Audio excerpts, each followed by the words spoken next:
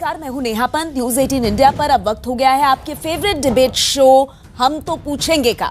अपनी दूसरी पारी में मोदी सरकार मुसलमानों पर खास मेहरबान है। उनको सामाजिक और आर्थिक मजबूती देने के लिए अगले 5 साल में 5 करोड़ विद्यार्थियों को वजीफा दिया जाएगा और इनमें भी आधी तादाद जो है वो लड़कियों की होगी, यानी बेटी पढ़ाओ बेटी बढ़ाओ।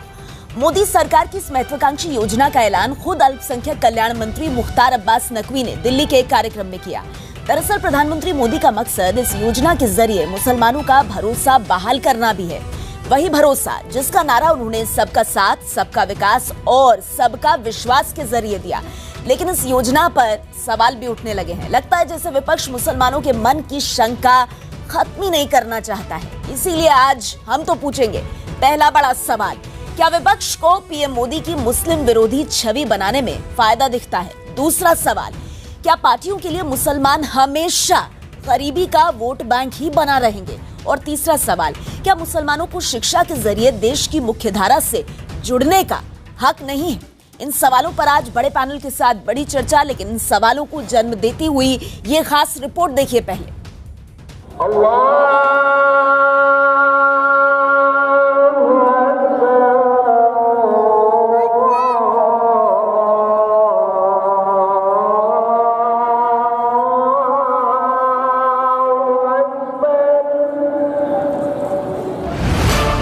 हम तो पूछेंगे में बड़ी बहस, मदरसा, मुसलमान और मोदी भाईजान। मुसलमानों के मोदी भाईजान अब मदरसों की सूरत बदलना चाहते हैं। मुसलमान बच्चों के एक हाथ कुरान और दूसरे हाथ कंप्यूटर का ख्वाब वो पूरा करेंगे। ऐसा नहीं है कि मुसलमानों के तालीमी इदारे कंप्यूटर से दूर हैं, लेकिन अब ज्यादातर मदरसों की तस्वीर यही होगी।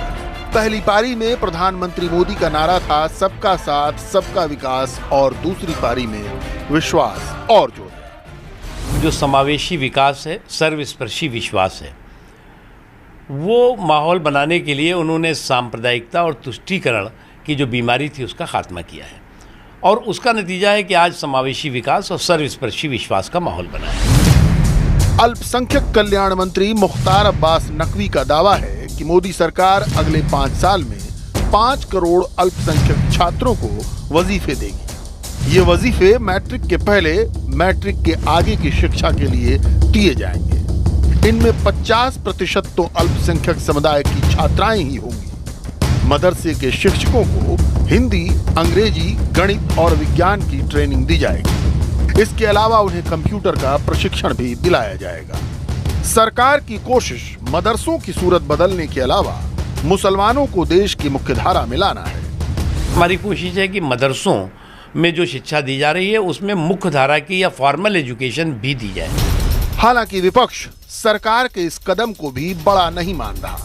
कांग्रेस नेता मीम अफजल का कहना है कि 95% मदरसे पहले ही मॉडर्न है। इसके अंदर कोई नई बात नहीं है। आप अगर मुल्क भर में जाकर मदरसों का अध्ययन करेंगे तो आपको 95% से ज़्यादा मदरसों में आपको आधुनिक शिक्षा का ऑलरेडी काम चलता हुआ मिलेगा। मोदी सरकार का मकसद ज्यादा से ज्यादा मुसलमान नौजवानों को रोजगार से जुड़ी शिक्षा देना है।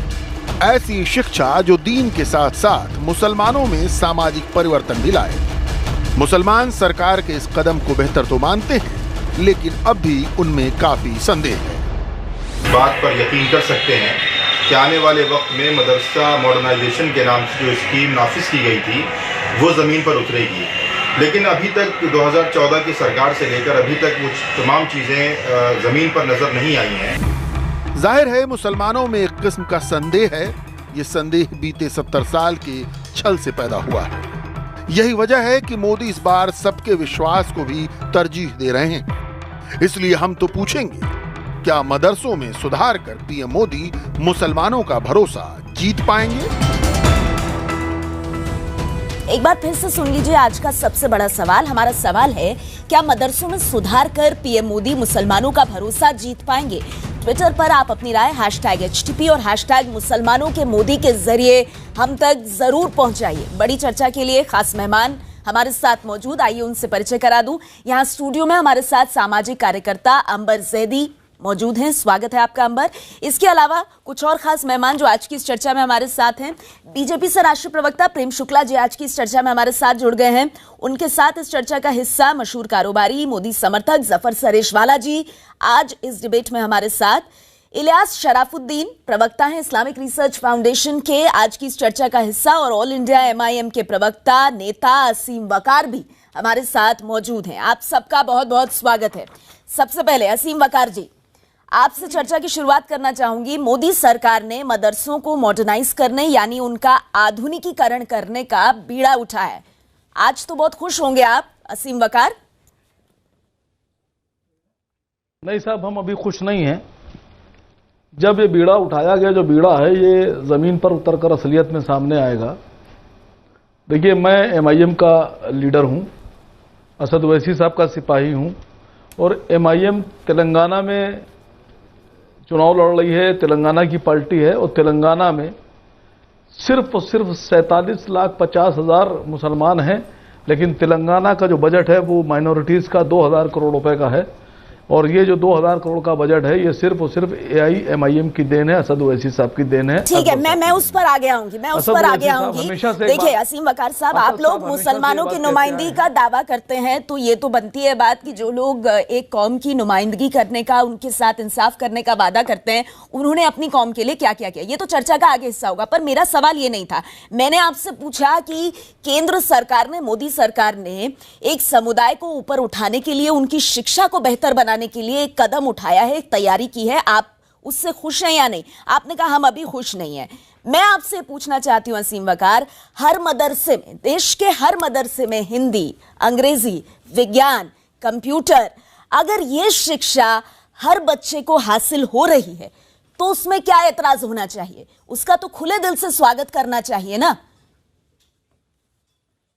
नहीं, देखिए, खुले दिल से स्वागत तो 2014 के चुनाव में भी किया गया था, जब ये कहा गया था कि हर साल 2 करोड़ नौकरी देंगे। वादा बहुत अच्छा था, जमीन पर नहीं उतरा, अमल में नहीं आया। फिर ये वादा किया गया था कि हर आदमी को 15 लाख रुपए भी देंगे, ये भी अमल में नहीं आया, जमीन पे नहीं उतरा, किसी को 1 रुपया नहीं मिला। 15 लाख तो बहुत दूर की बात है।